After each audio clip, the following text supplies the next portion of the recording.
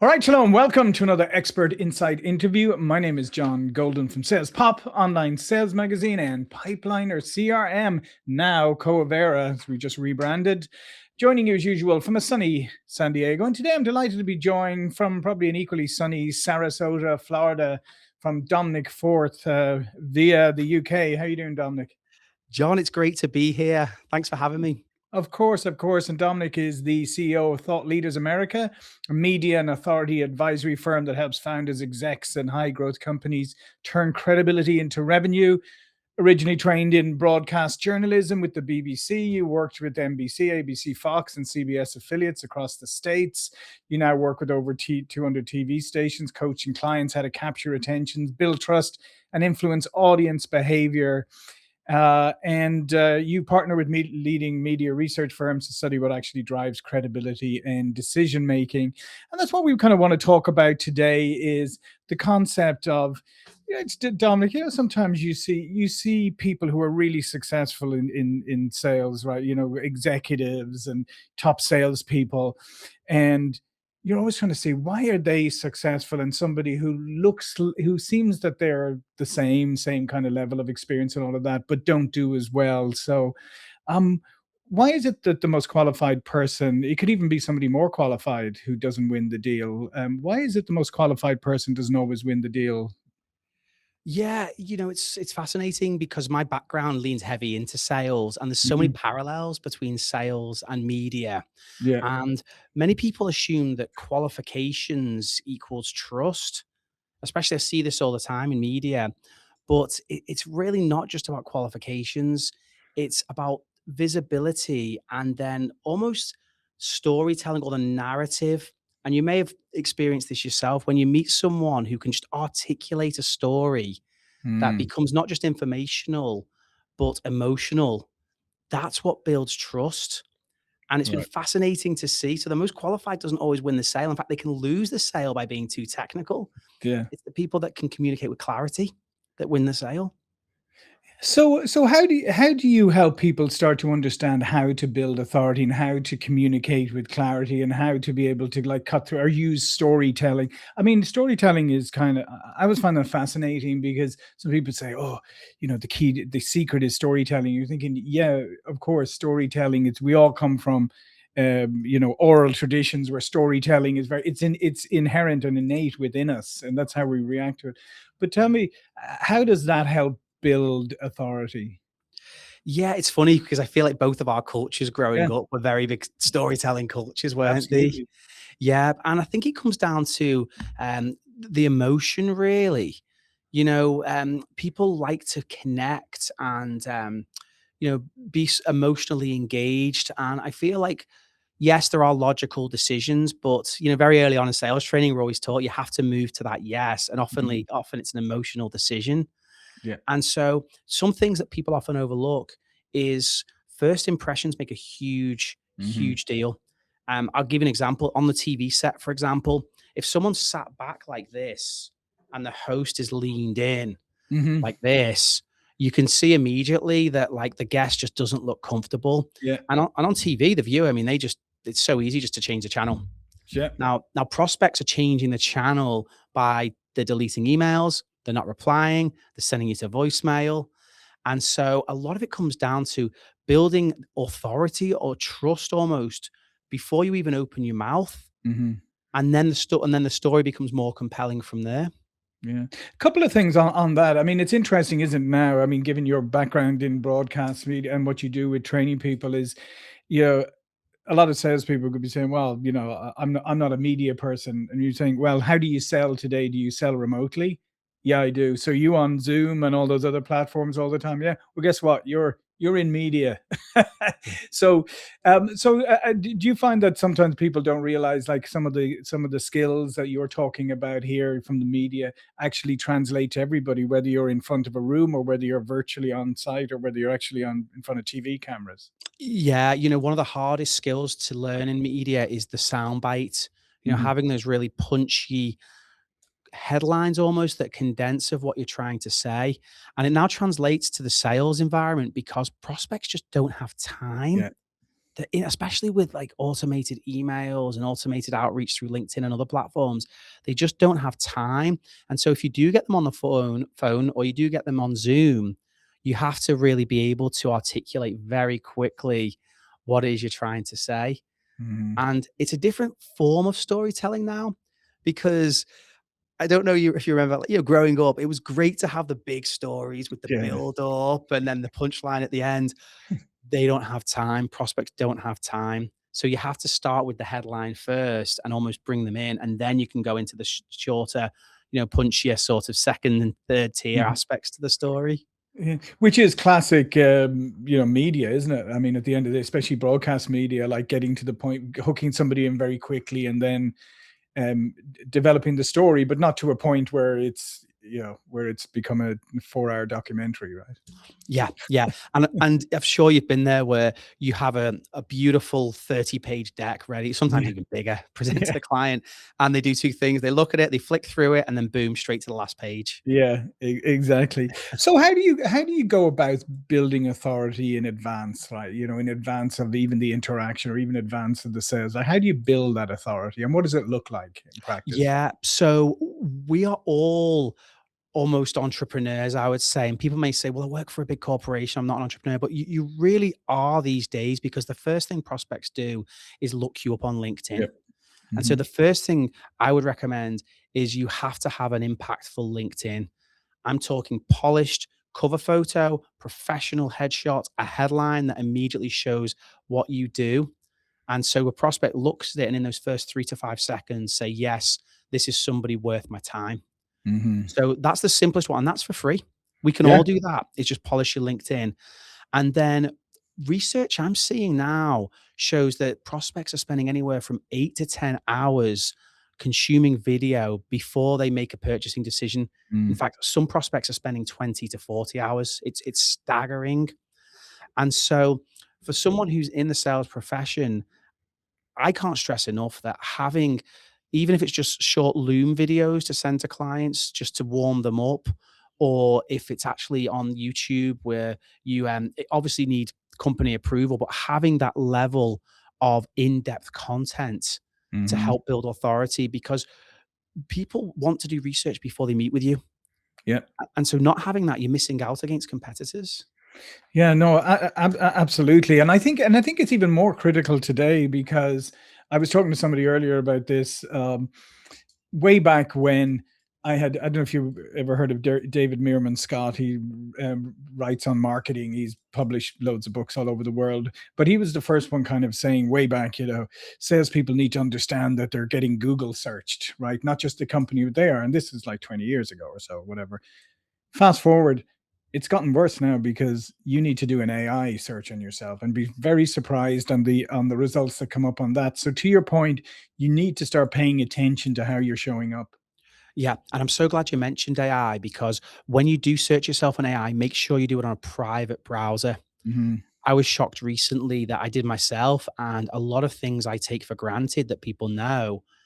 I asked what could be red flags about this firm, and it's like, oh, and it started detailing them, and I was like thinking, oh my goodness, because so much of what I do is on LinkedIn, You're right. it's not broader.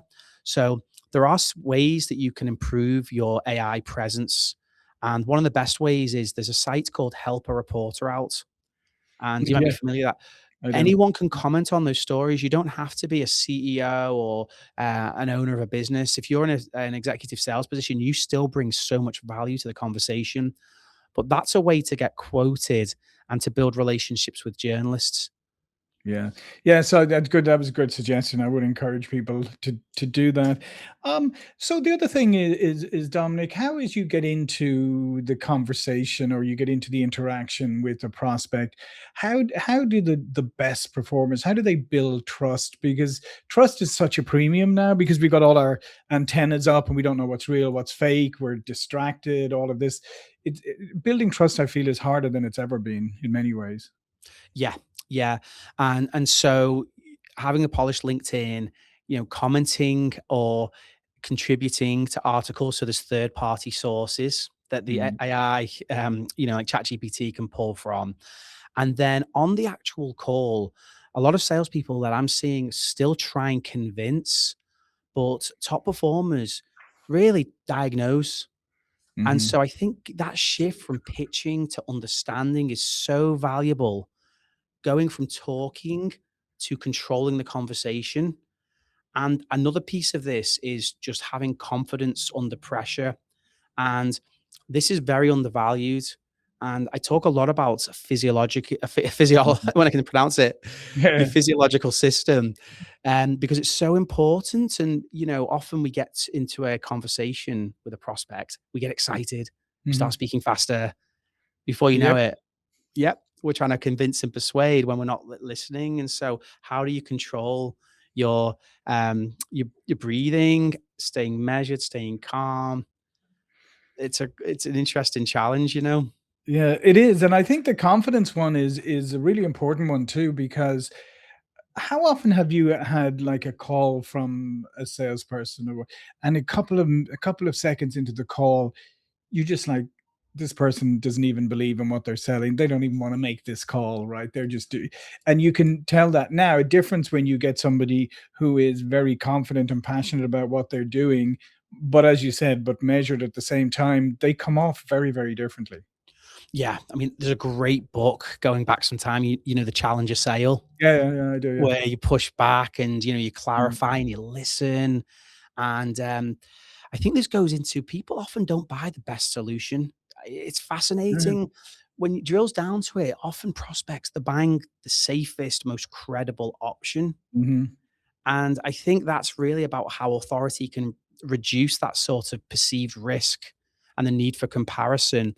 And a lot of it is tonality. It's Yeah. tonality, it's pausing. I love it when I pause long enough that the prospect fills the silence and Yeah. answers an unasked question.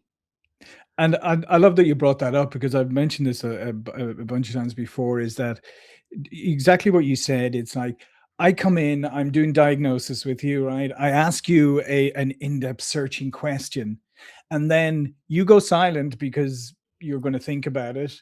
But I'm not confident with silence, so I then jump in and fill the silence, and I ruin the moment, and I don't even let you. What you were saying, the opposite there, is you actually let the silence be there, let the pause be there, and let the other person fill the gap when they're ready to, when they process their thoughts. But I always find, Dominic, a lot of people are so afraid of any silence. Yeah. Yeah, and myself as well, I've really tried to slow down over the years because we get excited, and Mhm, especially if you believe in the product and you go into feature mode almost like, "It can do this, it can do that," and, mhm. like, it's like, "No, no, no, no, no. What do they need?" Yeah, And the great thing about Zoom now is, transcriptions. yeah. I tell my salespeople, "Just go and interview the person and find out exactly what they need. Let's spend Mhm. a few days to then marinate on it. Let's use AI to analyze it all Yeah. and then come back and say, 'Hey, we heard you. We heard you on this, this, and this. This is what we recommend based on what you told us.'" Mhm. And I think the other thing that you touched on there, that it's always important for people to remember, is sometimes sometimes sellers think that because it's a B2B sale, because you're representing, or your group of you are representing your company, the company's making the purchase, therefore it's all about the company, and you forget about, hang on a second, Dominic and his colleagues here. Dominic is the point person on this, therefore Dominic has a lot personally riding on this decision. So I need to make sure that I understand that I need to build the confidence of Dominic, not just the company, but I also need to the stakeholders, because at some stage you're going to make a decision, as you said, and some of that decision is going to be based on who you feel the safest and most secure with.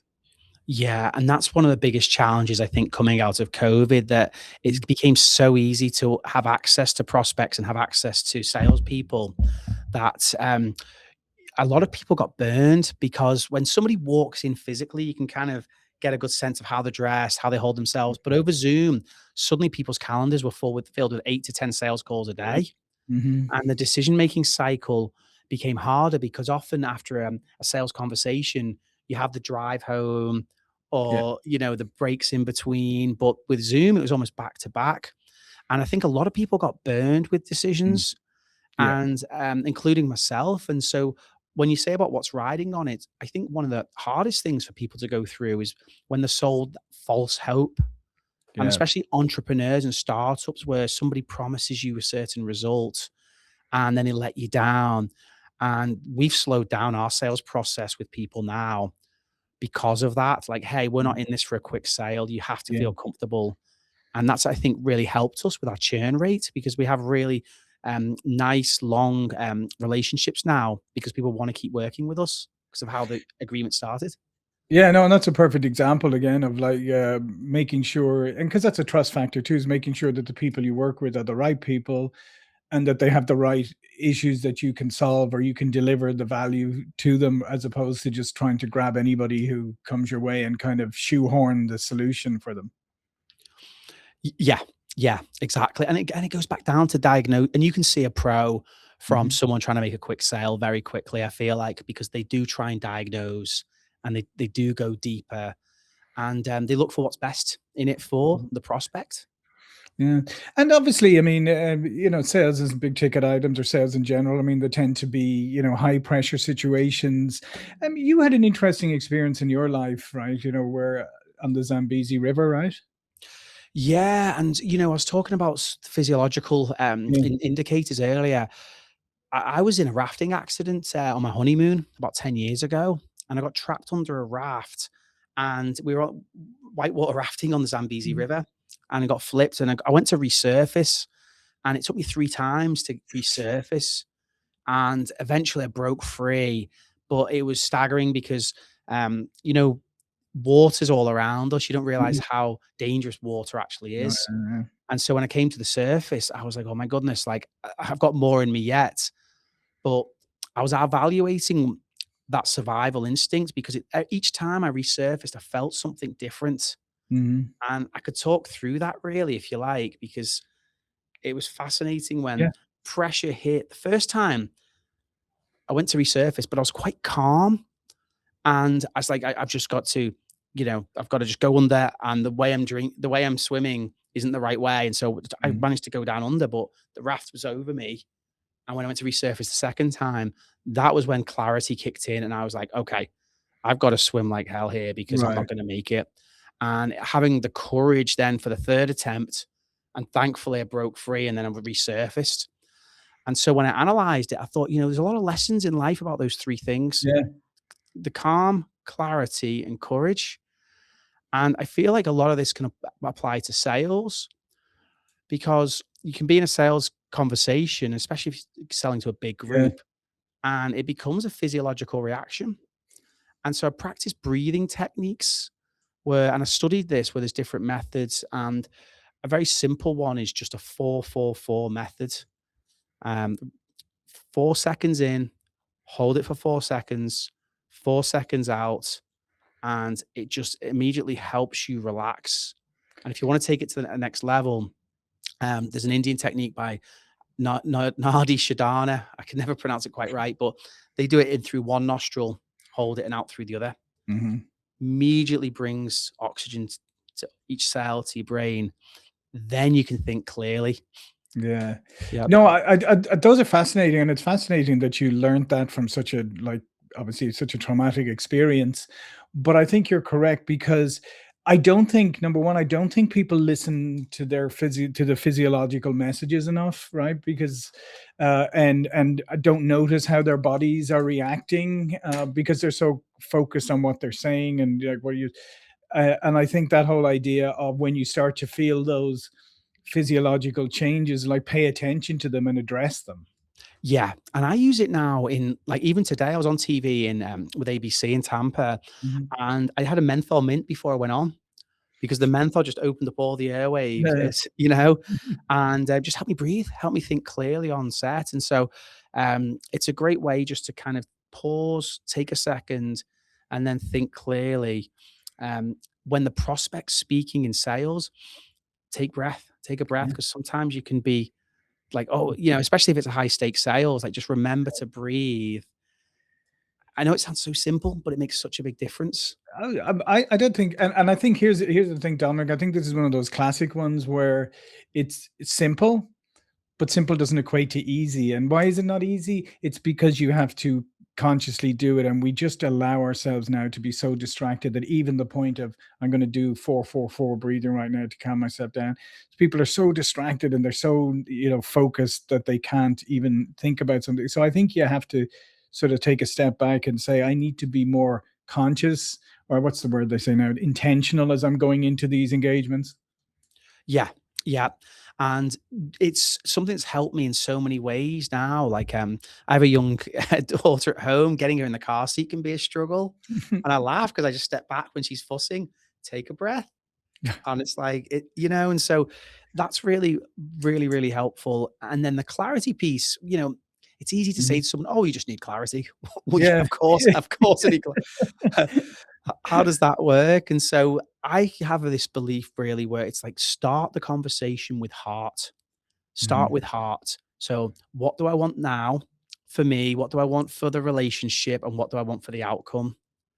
It Yeah. can simplify like what is the goal? And if there's disagreement, especially if you have an existing client where there's been some sort of Mhm. miscommunication, rather than getting into a tit for tat, saying, "Hey, listen, I don't want to get into a tit for tat. What I really want to do is repair our relationship or Yeah. resolve this problem. How can we get there?"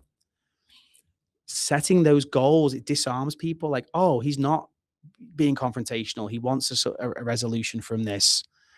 Yeah, And s uh, Yep. no, I agree, and that's why, I mean, our core philosophy is, win together, and why, and we believe that any sale, purchase, everything. Why can't that be a win-win? Why can't it be an enjoyable experience? Why does it? Of course, there's always going to be stressful moments in any sale, especially in B2B. But ultimately, if you have a good deal, both parties are happy with the deal, they trust each other. Why shouldn't it be an enjoyable experience? Yeah, exactly, and then it's a win-win, and it's a long-term relationship. Yeah.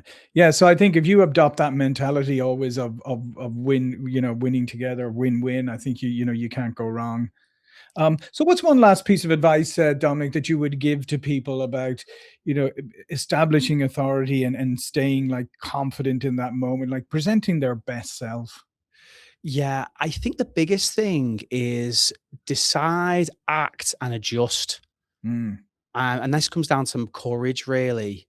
Your first performance is not going to be flawless, but you have to take that first step. yeah. And you decide, you take action, you record the video, you send the personalized video to a client, you go onto a podcast or onto try and get booked on a TV show. Mhm. You act, you watch the tape, you cringe, but then you adjust and you get Yeah. better and better. Yeah. So one last question.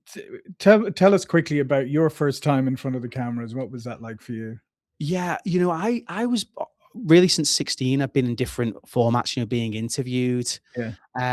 But it's always a risk of imposter syndrome. Mhm. Wait, am I good enough? Yeah. Are they interviewing me?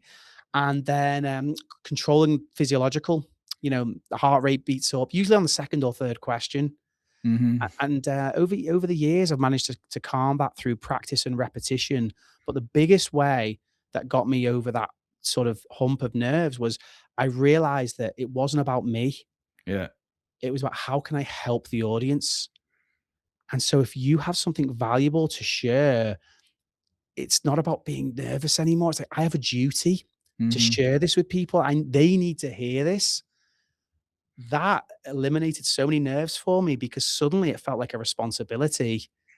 Yeah, that's a great way, a great takeaway for people when you start to go, I have something that other people need to hear, that it's going to help them, that it's going to inform them. Then, yeah, it almost becomes it's a duty. You have a responsibility to get this information out. Yeah, think about them and all the people you can help with your message, all Yeah, the lives you can transform by sharing your story. yeah, fantastic. Well, listen, thank you so much, Dominic. All of Dominic's information will be below this video. But before we go, please do remind people about what you do. Yeah, so we book experts, CEOs, anyone that considers himself a thought leader on major news channels and top-rated podcasts all across the country. And we're launching a new newsletter called Authority Brief. And it talks about many of the concepts that we've talked about today, looks at global brands and how they're creating influence. And it's really applicable to everyone, whether you're a CEO of a Fortune 100 company or an entrepreneur at a startup. It's the authoritybrief.com. Fantastic. Well, I would encourage you to go check it out. Thanks again, Dominic. Thank you for watching and listening, and I'll see you all again very soon.